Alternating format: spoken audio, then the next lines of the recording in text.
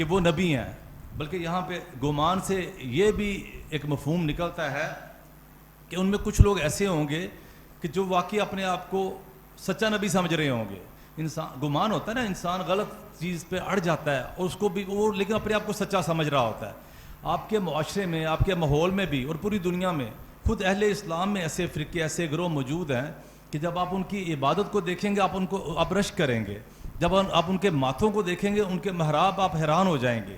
لیکن عقیدہ کیا ہے؟ عقیدہ توحید خراب ہے، گمراہی پہ ڈٹے ہوئے ہیں، دن رات محنت کر رہے ہیں، مشقت کر رہے ہیں اور اپنے آپ کو سچا بھی سمجھ رہے ہیں. کہا جا سکتا ہے کہ ہر گروہ اپنے آپ کو سچا سمجھتا ہے، لیکن اس کے باوجود کچھ پیرامیٹرز، کچھ اصول، کچھ ضابطے اسلام نے طے کر دیے ہیں کہ سچ کیا ہے، جھوٹ کیا ہے. ایک معمولی علم والا، بالکل معمولی علم والا، بہت زیادہ ڈگریاں لینے والا نہیں، کوئی ڈاکٹر نہیں ہے، کوئی انجینئر نہیں ہے، پروفیسر نہیں ہے، معمولی ڈگری والا بندہ، وہ جب تحقیق کی راہ پہ چل پڑتا ہے. اس مسجد میں ایسے لوگ بیٹھے ہوں گے کہ جو پہلے عقیدہ توحید پر اس طرح کاربند نہیں تھے جیسے آج ہیں، اور وہ کوئی پروفیسر نہیں ہے، کوئی ڈگری ہولڈر نہیں ہے، کوئی بڑے مدرسے کے پڑھے ہوئے نہیں ہیں، عام دنیا دار ہیں، کہیں مزدوری کر رہے ہیں، کہیں لوہا کوٹ رہے ہیں، کہیں بڑھئی کا کام کر رہے ہیں، فرنیچر بنا رہے ہیں. ایک کان میں ایک بات پڑی، ایک جملہ کان میں پڑا، یا ایک قبولیت کا لمحہ ہوتا ہے، وہ لمحہ قسمت میں اللہ نے مقدر کر دیا، اور اس کے بعد کیا ہوا کہ تحقیق کے راستے پر چل پڑے. جب تحقیق کے راستے پر چل پڑے تو صحیح عقیدہ توحید تک پہنچ گئے. تو معاملہ یہ ہوتا ہے کہ بڑے لوگ ایسے ہوتے ہیں کہ جو اپنی جگہ پہ بڑا مخلص ہوتے ہیں، بڑے اخلاص کے ساتھ عبادت کر رہے ہوتے ہیں، لیکن اللہ کے یہاں ان کی عبادت کی کوئی اہمیت ہی نہیں ہوتی، کوئی حیثیت ہی نہیں ہوتی. اسی طرح یہ جو ہمارے پاکستان اور ہندوستان میں یہ گمراہ فرقہ شروع ہوا ہے، اس کے اندر بھی یہ دونوں طرح کے چیزیں پائی جاتی ہیں. اگر آپ ان کی کتابیں پڑھیں گے، مرزا غلام احمد قادیانی جس نے نبوت کا دعویٰ کیا، یہ اول بڑا اچھا عالم دین تھا، بڑا پختہ عالم تھا، اور عیسائیت کے ساتھ یہ مناظرے کرتا تھا. خود ہمارے اہل حدیث جماعت کے بہت بڑے بزرگ جن کے ہم بالواسطہ اور براہ راست احسان مند ہیں، مولانا محمد حسین بٹالوی رحمہ اللہ، انہوں نے اس کی تعریف اور توصیف میں باقاعدہ مضامین لکھے ہیں، اور اس کی تو بڑی تعریف کی، اس کی کتابوں کے اوپر دباچے لکھے ایک دو کتابوں پہ، اور اس کی بڑی تعریف کی.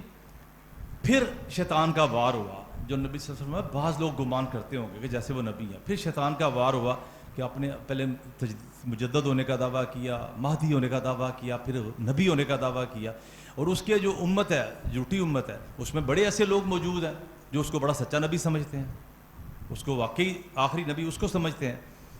تو معاملہ یہ ہے کہ حساسیت اس وجہ سے پائی جاتی ہے کہ اس گروہ نے ایسے اشتباہ پیدا کر دیے، ایسا انہوں نے پروپیگنڈا کیا، اور ختم نبوت کے حوالے سے جو ہمارے عقائد ہیں اس کی ایسی تعویلات کی کہ بہت سے لوگ گمراہ ہو جاتے ہیں. وگرنہ ماضی کے بہت سے ایسے فرقے گزرے ہیں، بابی ہیں، بہائی ہیں، کہ آپ کو یہاں پہ نظر نہیں آئیں گے، اور ان کے اندر وسعت پذیری بھی نظر نہیں آ رہی، وہ بڑھ نہیں رہے. جبکہ حقیقت یہ ہے کہ یہ فرقہ، یہ گروہ ہمارے معاشرے میں قلیل مقدار میں صحیح، لیکن آپ کی نوجوان نسل گمراہ ہو رہی ہے. میں ذاتی طور پہ ایک سے زیادہ افراد کو جانتا ہوں جو صحیح مسلمان تھے، گمراہ ہو گئے. ایک سے زیادہ لوگوں نے مجھے آ کے کہا کہ یار ہمیں کوئی ایسا لٹریچر دیجئے، ہمیں کوئی ایسی گفتگو ریکارڈنگ دیجئے کہ ہمارے گاؤں میں، ہمارے علاقے میں، ہمارے محلے میں 2 بندے، یہ 3 بندے عقیدہ ختم نبوت چھوڑ گئے ہیں. تو اس بات سے انکار نہیں کیا جا سکتا کہ یہ معاملہ موجود ہے. دوسرا معاملہ، حساسیت ہمارے اندر کیوں پائی جاتی ہے؟ اس حوالے سے ہم لوگ اتنے حساس کیوں ہیں؟ بندہ کہتا ہے یار بستیوں میں ایک بندہ نہیں ملتا.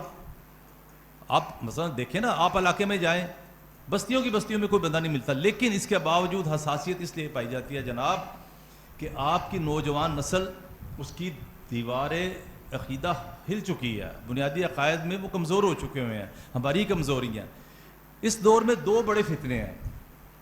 ایک فتنہ انکار حدیث کا ہے، ایک فتنہ انکار ختم نبوت کا ہے. اور ان دونوں فتنوں کی سے جو نیا فتنہ ایک پیدا ہو رہا ہے وہ الحاد کا فتنہ پیدا ہو رہا ہے. لوگ ملحد ہو رہے ہیں، لوگ دین کا انکار کر رہے ہیں. اور دین کا انکار کرنے میں جو پہلی وجہ ہوتی ہے نا، ہم سمجھتے ہیں، میرا ذاتی نقطہ نظر یہ ہے کہ جو بندہ ملحد ہوتا ہے نا، وہ حدیث کا انکار کرتا ہے. پہلے حدیث کا انکار کر کے بندے کو یہ لگتا ہے کہ شاید میں دین سے نہیں نکلتا، جبکہ معاملہ بالکل اس کے برعکس ہے. دیکھیے قرآن پاک میں اتنا قرآن پاک تو سب کو آتا ہے، اگر ترجمہ مفہوم تو اتنا آتا ہے کہ اللہ تعالیٰ کہتے ہیں کہ قرآن پاک میں نے نازل کیا، میں اس کی حفاظت کروں گا، ہم نے اس کو نازل کیا، ہم اس کی حفاظت کریں گے. پھر اللہ تعالیٰ جا بجا یہ بات کہتے ہیں کہ جو ہم نے دین نازل کیا ہم اس کی حفاظت بھی کریں گے. اب دیکھیے اللہ کے نبی صلی اللہ علیہ وسلم کے اوپر ایک دین نازل ہوتا ہے. موٹی سی بات سمجھ لیجئے کہ اللہ کے نبی صلی اللہ علیہ وسلم کے اوپر دین نازل ہوتا ہے. اب دین کے قرآن پاک میں حکم دیا گیا نماز پڑھیں، قرآن پاک میں حکم دیا گیا مردار حرام ہے، قرآن پاک میں حکم دیا گیا روزہ رکھیں، جتنے بھی احکام ہیں قرآن پاک میں اجمالی طور پہ موٹا موٹا اس کا تذکرہ کر دیا گیا. اب آپ جب حدیث میں جاتے ہیں تو تب آپ کو ان احکام کی تفصیل ملتی ہے. نماز پڑھیں، قرآن پاک میں حکم ہے نماز پڑھیں، رکوع کرنے والوں کے ساتھ رکوع کریں، سجدہ کرنے والوں کے ساتھ سجدہ کریں. اب سجدے کی کیفیت کیا ہوگی، رکوع کی کیفیت کیا ہوگی، نمازیں کتنی ہیں، نمازوں کا طریقہ کار کیا ہے، نمازوں میں کیا پڑھنا ہے، رکوع سجود میں کیا پڑھنا ہے، یہ کچھ بھی آپ کو قرآن پاک میں نہیں ملے گا. اس کے بعد لامحالہ آپ حدیث کی طرف پلٹیں گے. اور جب آپ حدیث کی طرف پلٹیں گے تو دوسرے لفظوں میں آپ نے دین کی ایک بنیاد کو سمجھنے کے عمل کا آغاز کیا. اب جب آپ تشکیک میں مبتلا ہو جائیں گے، میں آپ کو بتاتا ہوں، یہ جو حدیث کا انکار کرتے ہیں نا، ان کے اندر پہلی جو بیماری پیدا ہوتی ہے نا، شک کی بیماری پیدا ہوتی ہے. میں تھوڑی سی یوں سمجھیے ممکن ہے مزاج نازک پہ تھوڑی سی مثال بوجھ بنے، لیکن شک جو ہے نا اتنی بڑی بری چیز ہوتی ہے کہ جب بندے کو شک پڑ جاتا ہے نا، شک، تو اس کا اپنا چین اپنا سکون پہلے برباد ہوتا ہے. وہ کیسے؟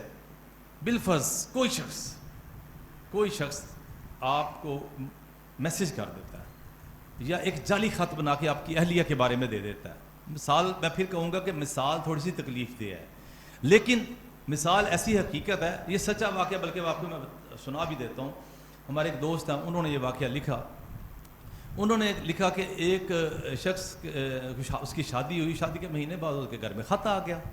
شادی کے مہینے بعد اس کے گھر میں خط آ گیا اس کی اہلیہ کے متعلق. اس کی اہلیہ سمجھدار تھی، وہ بڑی عقل مند تھی، سمجھدار تھی. جب اس کے خط اس کے ہاتھ میں آیا، اس نے خط اپنے میاں کے ہاتھ میں جا کے پکڑا دیا. بے اعتبار کرنا کرو، نہیں اعتبار کرنا نہ کرو. میاں صالح فطرت آدمی تھا، اس نے یہ خط پکڑا، اس نے پڑھا، اس نے کہا تیری میری جو شادی شدہ زندگی ہے نا، کوئی اس کو برباد کرنا چاہتا ہے، اس کے علاوہ اس کی کوئی اسے خط پھاڑ دیا. لیکن ہر فطرت تو ایسی نہیں ہوتی نا جی، ہر فطرت فرق ہوتی ہے. اب تشکیک اتنی بری چیز ہے کہ کوئی شخص کسی کو صرف فون کر کے یہ کہہ دے کہ یار تیری بیوی کا سنا فلاں سے کوئی چکر تھا. وہ نیک عورت چاہے اس کے چہرے کو کبھی آسمان نے نہ دیکھا ہو، چاہے اس کے ہاتھوں کو کبھی بازار میں بھی غلطی سے کسی نے چھوا نہ ہو، لیکن اگر بندہ بد فطرت ہے یا بندہ کا اندر کمزور ہے، عقیدے میں کمزوری ہے، تو ہوگا کیا؟ وہ اکیلا بیوقوفوں کی طرح سوچنا شروع کر دے گا، اور خود چاہے جوانی میں جو مرضی کرتا رہا ہو. میں ایک سفر پہ گیا پاکستان سے باہر، تو وہاں پہ ایک صاحب مجھے ملے، کلین شیف تھے، اہل حدیث بھی نہیں تھے، لیکن حافظ صاحب ان کو کہہ رہے تھے. اور میں نے وہاں پہ دیکھا کہ وہ مطلب یہ ایک مغربی ملک تھا، تو اس میں ماحول جس طرح کا ہوتا ہے، میں نے ایک دن دیکھا کہ حافظ صاحب جو نا بہت ساری چیزوں سے باز نہیں آ رہے، گناہ کرنے سے باز نہیں آ رہے. ایک جگہ مجلس میں بیٹھے ہوئے تھے، ایک خاتون آئی وہاں پہ، تو اس نے آ کے ان سے ہاتھ ملایا. تو جب اس نے میرے ساتھ ہاتھ آگے کیا، میری شادی بھی نہیں ہوئی تھی، تو میرے سے ہاتھ ملانے کی اس نے کوشش کی. میں نے ہاتھ پیچھے کر لیا. اس نے کہا یار اتنا بھی بندہ کی مولوی ہوں ہاتھ ملا لا. میں نے کہا یار، اللہ کی طرف سے جملہ میرے منہ سے نکلا، میں نے کہا یار بات یہ ہے کہ میں یہ کبھی پسند نہیں کروں گا کہ جب میری شادی ہو تو میری بیوی کسی غیر مرد کے ساتھ ہاتھ ملائے. تو میں یہ سمجھتا ہوں کہ اس بیوی کا بھی یہ حق ہے کہ وہ یہ پسند کرے کہ میں بھی کسی غیر عورت کے ساتھ ہاتھ نہ ملاؤں. مسئلہ یہ ہوتا ہے کہ جتنا بندہ اپنے آپ کو پاک فطر سمجھتا ہے نا، جتنا بندے کو اپنے آپ کے اوپر غیرت کرتا ہے، اتنا عورتوں کا بھی حق ہوتا ہے.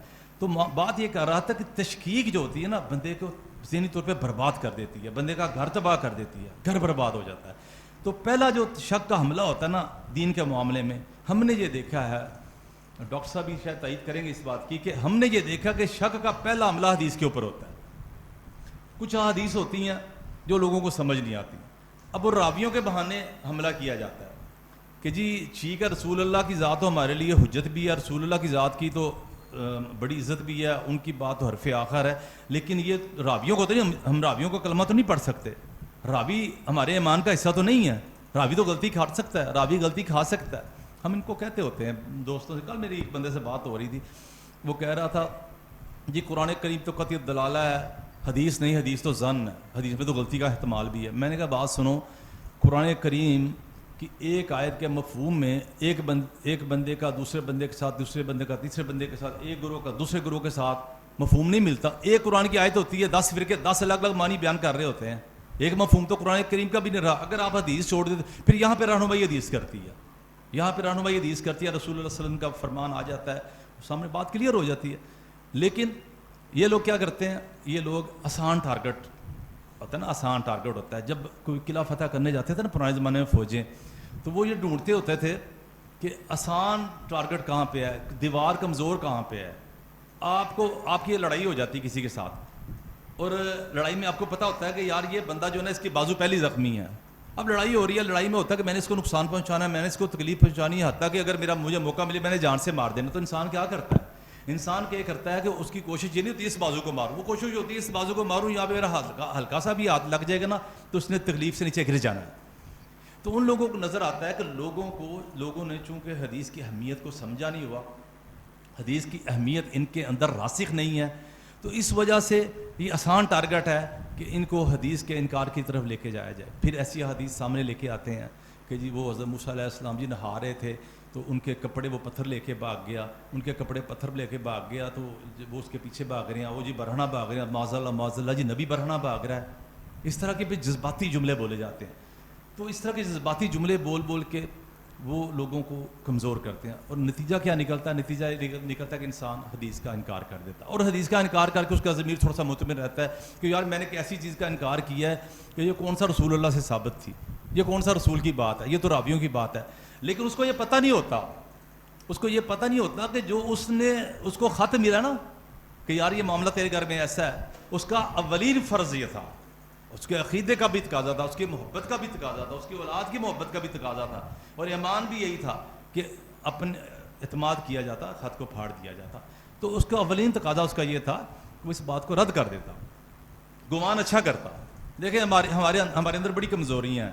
وہ ایک مشہور لطیفہ ہے جی، مولوی صاحب جی انہیں کیتا ہوئے وہ کی کری کفارہ کی ہوئے گا.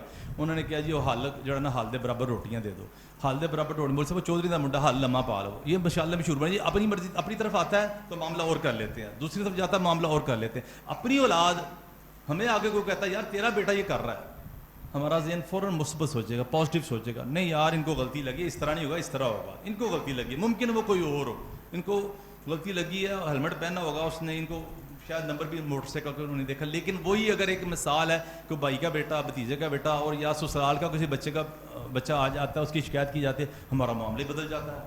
ہم کہتے ہیں یار اس طرح ہی ہوگا، میں نے پہلے بھی سنا اس کے معاملات اس طرح ہی تھے.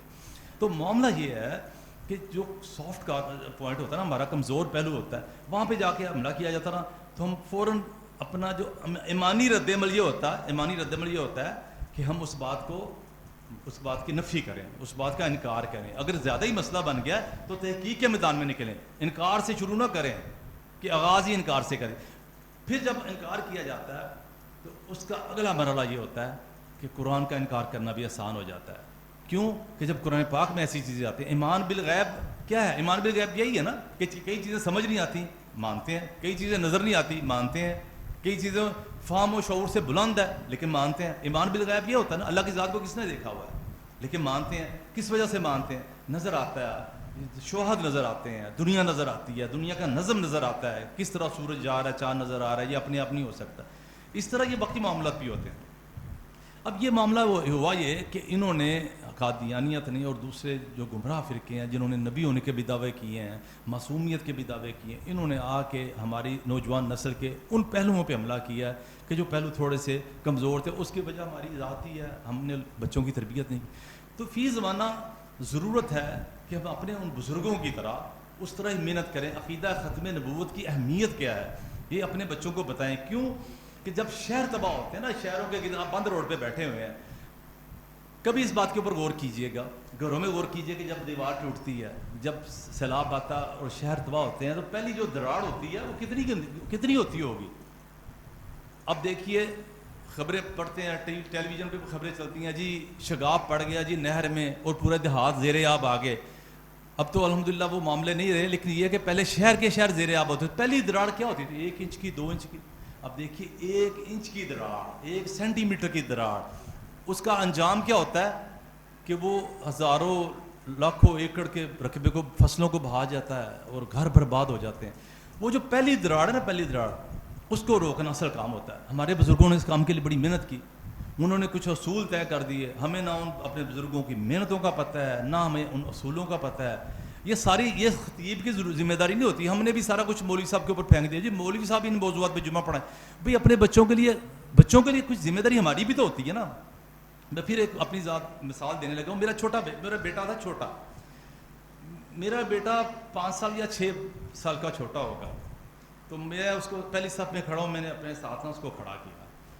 تو محلے کی مسجد ہے کہ بابا جی مجھے کہنے لگے جی اس کو پیچھے بھیج دیں. میرا بچہ شرارتی بھی نہیں تھا، نماز سکون سے پڑھتا تھا. میں نے کہا جی اگر اس کو میں نے آج پیچھے بھیج دیا نا تو یہ پچھلی صفوں میں چلا جائے گا، پھر ایک وقت آئے گا جب میں نہیں ہوں گا یہ مسجد سے نکل جائے گا. تو میں نے تو اس کو پچھلی صف سے باہر نہیں بھیجنا. ہماری بھی تو کچھ ذمہ داری ہے نا. کتنے دیکھیے میں بتاؤں ایک بات، ہمارے جو بزرگ ہیں، میں نے مولانا محمد حسین بٹالوی رحمہ اللہ کا نام لیا. مجھے بتائیں کتنے لوگوں کو ان کا پتہ ہے؟ ساری مولوی صاحب کی ذمہ داری تھی کہ مولوی صاحب ہی جمعہ پڑھاتے، دماغ میں گل پا، گھر میں کتابیں لے کے جائیں، گھر میں بچوں کو سمجھائیں. بچوں کے ایمان کا معاملہ ہے. دیکھیے میں آپ کو بتاؤں ایک بات، مجھے پتہ نہیں میرا ٹائم کتنا لمبا نہیں ہو گیا.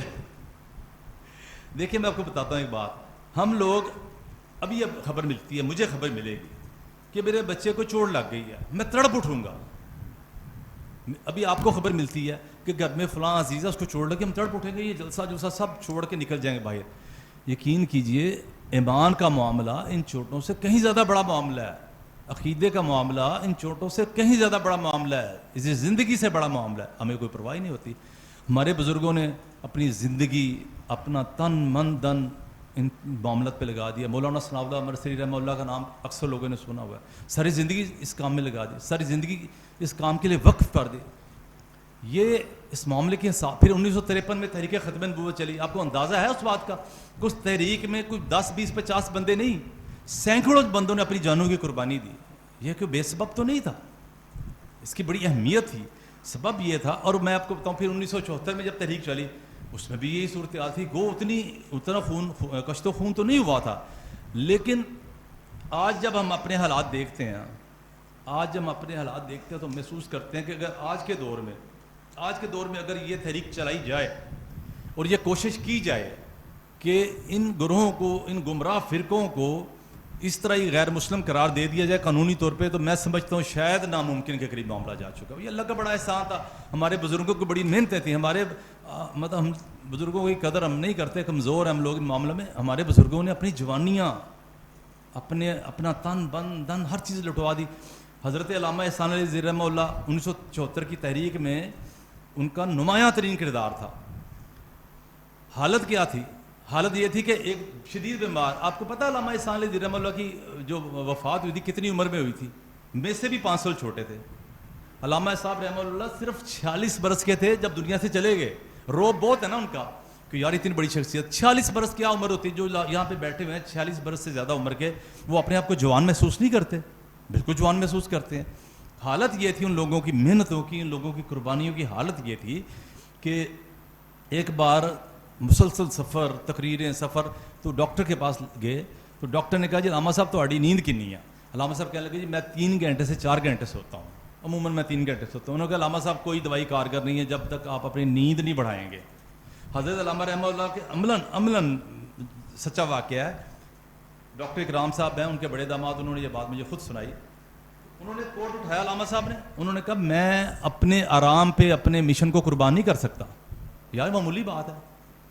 خود علامہ صاحب رحمہ اللہ کی جو والدہ محترمہ تھیں، جب آخری دنوں میں بہت زیادہ ایک دم ہو گیا معاملہ کہ ادھر بھی محاذ کھلے ہوئے ہیں، ادھر بھی لڑائی چل رہی ہے، ادھر بھی چل رہا ہے معاملہ، ان کی والدہ محترمہ نے خود کہا علامہ صاحب کو احسان لائی تو کڑیاں والا میں 5 بیٹیاں، احسان لائی تو کڑیاں والا میں تے تھوڑا جا اپنے آپ نرم کر لا، تھوڑا جا روک لا. لفظ پتہ کیا تھے؟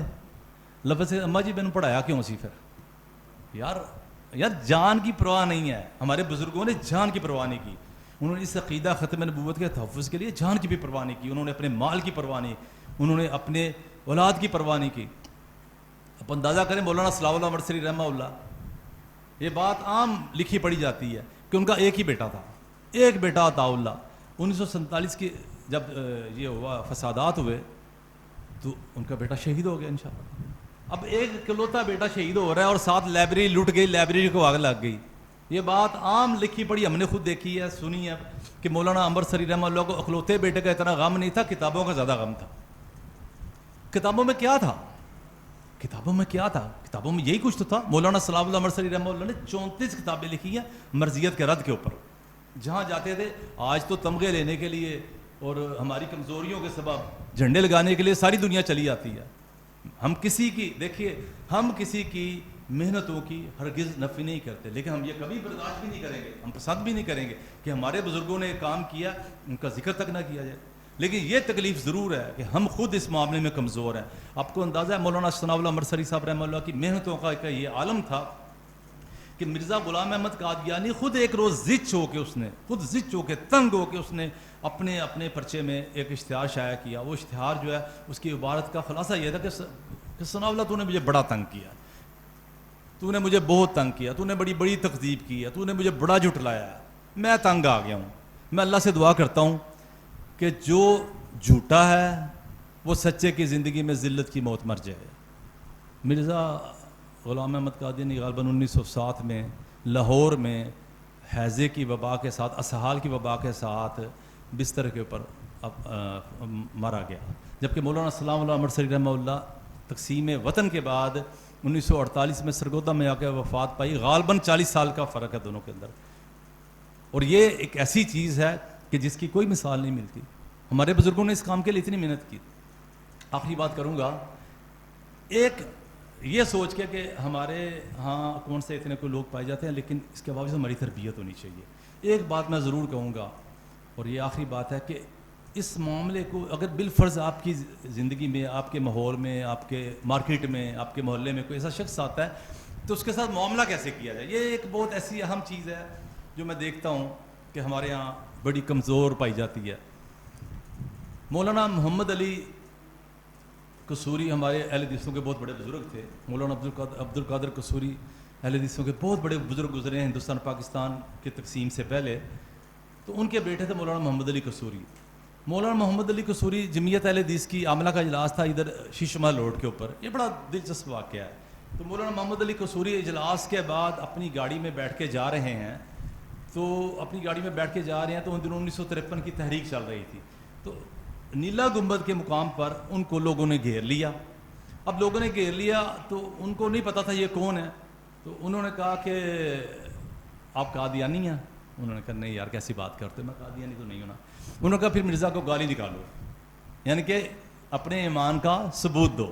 اب ایمان کا ثبوت کلمہ سنو, کہتے مرزا کو گالی نکالو. مولانا محمد علی قصوری رحمہ اللہ کہنے لگے بھی میں تو گالی نہیں دیتا, مجھ سے قرآن پاک کی آیت سن لو, قرآن حدیث سن لو, وہ میں تمہیں سنا دوں گا, میں گالی تو نہیں دوں گا.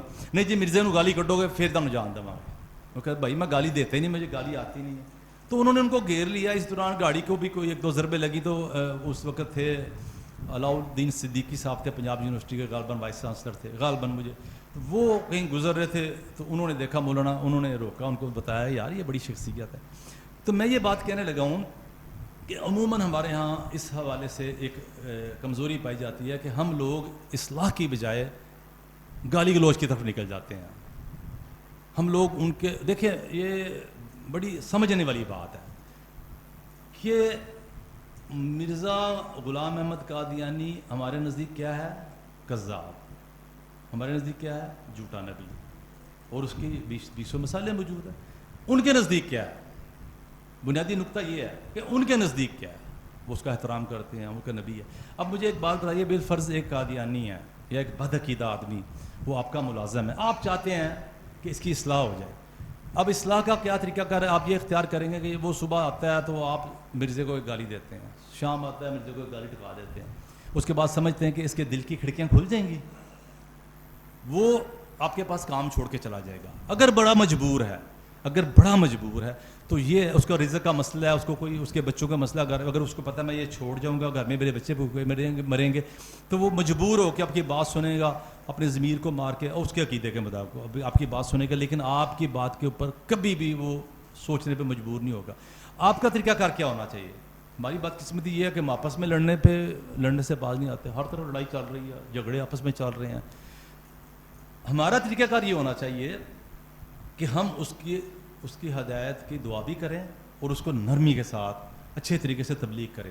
حضرت مولانا ثناء اللہ مرسلی صاحب کی آپ کتابیں اٹھائیں, اس میں جہاں مرزا کا ذکر ہے, مرزا صاحب کیا وہ عزت کرتے تھے؟ کیا اس کو اللہ معاذ اللہ حق میں سمجھتے تھے؟ ساری جس بندے نے 34 کتابیں لکھی, گالی ایک نہیں دی. اور اس بندے کا کیا عالم ہے, گالی اس کو نہیں دی جا رہی جس کی ذہنی سطح کا یہ عالم ہے. ڈاکٹر صاحب اچھی طرح جانتے ہیں, صاحب علم آدمی کو کتابوں میں گالیاں لکھتا تھا. اندازہ کیجئے ایک کتاب میں اس نے, میری ایک دفعہ ایک مرزائی سے بات ہو گئی, اس نے ایک جگہ لکھا کہ میں اپنے جو فلاں مخالفین ہیں ان کے اوپر میں 1000 بار لعنت بھیجتا ہوں. اب ہم کہیں کسی کو کہ یار میں تیرے 1000 دفعہ لعنت بھیجنا, ہم کیا کہیں گے؟ یہ جملہ کہہ کے بات ہے, رک جائیں گے. لیکن ہم یہ تو نہیں کرتے کہ 1000 دفعہ لعنت بھیج دو, اس پر لعنت لعنت لعنت لعنت لعنت. اس نے اپنے کاتب کو کہا, آج کل تو کمپوزنگ کا دور, اس نے اپنے کاتب کو کہا کہ 1000 دفعہ لفظ لعنت لکھو. اب جب 1000 دفعہ لفظ لعنت لکھا گیا تو اس کتنے کتاب کے صفحے ہو گئے؟ 3 4 شاید 5 6 صفحات تھے جس کے اوپر صرف لفظ لعنت چل رہا, ایک ہی لفظ کی تکرار, لعنت لعنت. میری مرضی سے بات ہوئی, میں نے کہا یار یہ دیکھو, وہ کینیڈا میں بندہ بیٹھا ہوا تھا, ہماری بحث چل رہی ہے آپس میں, وہ کہتا ہے یہ مولویوں نے جھوٹ بنائے ہوئے ہیں حضرت مرزا صاحب کے بارے میں. مرزا صاحب, میں کہا یار چھوڑ دو اس بات کو, اگر یہ سچ ثابت ہو. کہتا یہ تو میں مانوں گا نہیں سچ. میں کہا یہ دیکھ کتاب میں نے ربوا سے منگوائی ہے, کتاب تمہارے پریس کی چھپی ہوئی ہے, یہ اس کا صفحہ. وہ بڑا پریشان ہو گیا. میں کہا یار میں تمہیں یہ نہیں کہتا اس کو جھوٹا کہو, میں یہ نہیں کہتا اس کو کذاب کہو, تمہارا نبی ہے تم اس کو, لیکن صرف یہ کہو تم اس کو معقول انسان کہو گے. وہ تو بہت بلند چیز ہے, معقول انسان کو. مراد یہ ہے کہ ہمارے پاس اتنا مواد موجود ہے کہ ہمیں گالی گلوچ کی ضرورت ہی نہیں ہے. اس لیے ضروری ہے کہ ہم اس حوالے سے اپنا رویہ بدلیں. اگر کبھی کہیں کسی جگہ پہ جو نوجوان یہاں پہ بیٹھے ہوئے ہیں, سوشل میڈیا پہ خاص طور پہ یہ زیادہ معاملہ گرم ہوتا ہے کہ وہاں پہ وہ مرزے کو گالیاں, قادیانی کو گالیاں, بھائی اس سے تبلیغ کے راستے بند ہو جاتے ہیں. تبلیغ کا راستہ محبت سے ہوتا ہے, تبلیغ کا راستہ الفت سے ہوتا ہے. لاہور میں جب پاکستان بنا تھا 1947 میں, ہمارے اہل حدیثوں کی 2 مساجد تھیں. بعض لوگ کہتے ہیں 3 مساجد تھی, ایک چھوٹی مسجد کو بھی شمار کرتے ہیں, 3 مساجد تھیں. اس وقت 1000 کے قریب مسجد, 1000 کے قریب. اور اس کا سبب کیا ہے؟ یقین کیجئے اس کا سبب یہ ہے کہ ہمارے بزرگ, ہمارے اکابر جو تھے وہ محبت, پیار, نرمی سے گفتگو کرتے تھے, نرمی سے تبلیغ کرتے تھے. آج میں بتاتا ہوں آپ کو کہ ایسے میں سمر آباد میں کچھ عرصہ رہا ہوں, وہاں پہ ایک مسجد تھی, وہاں پہ نا وہ ایک اردو کا ایک شعر ہے, اس کا محاورہ ہے, جو ذرا جہاں ہے وہیں آفتاب ہے. میں کہتا تھا اس کے جتنے نمازی ہیں سارے مفتی ہیں. مزاج میں شدت, سختی. توحید میں یہ بندہ دو عالم سے خفا تیرے لیے, اس کا مطلب یہ نہیں کہ بندہ لڑنا شروع کر دے. تو اس کا نتیجہ کیا نکلا؟ میں ان کو, ابھی بھی وہ میرے پاس آتے ہیں, میرے محلے دارہ صاحب کا, میں وہاں پہ رہا ہوں کچھ عرصہ, تو میں ان سے ایک ہی سوال کیا کرتا ہوں, میں کہا یار کوئی بندہ اہل حدیث بھی کیتا جائے. یقین کریے جواب ہوتا ہے کہ کوئی نہیں یار, وہی نمازی ہے. سبب کیا ہے؟ کہ پیار محبت سے تبلیغ کی جا سکتی ہے, پیار محبت سے دل جیتے جا سکتے ہیں, پیار محبت سے ہی لوگوں کو قریب کیا جا سکتا ہے. تو یہ پہلو بھی ایسا ہی ہے کہ جس میں اگر کوئی گمراہ شخص آپ کے پاس آ جاتا ہے, یا سوشل میڈیا پہ, فیس بک کے اوپر آپ کو اس موضوع پہ بات کرنی پڑتی ہے, تو گالی گلوچ سے نہ کیجیے. گالی گلوچ تو وہ کرتا ہے جس کے پاس دلیل نہیں ہوتی. الحمدللہ ہمارے پاس تو دلائل کا انبار ہے. اللہ تعالیٰ سے دعا ہے کہ اللہ تعالیٰ ہمیں عقیدہ توحید سمجھنے کی توفیق عطا فرمائے, اور ختم نبوت کے حوالے سے ہمیں مزید محنت کوشش کرنے کی توفیق عطا فرمائے. اور ہمارے بزرگوں نے جنہوں نے محنت کی ان کو جنت الفردوس میں اعلیٰ مقام عطا فرمائے. وآخر دعوانا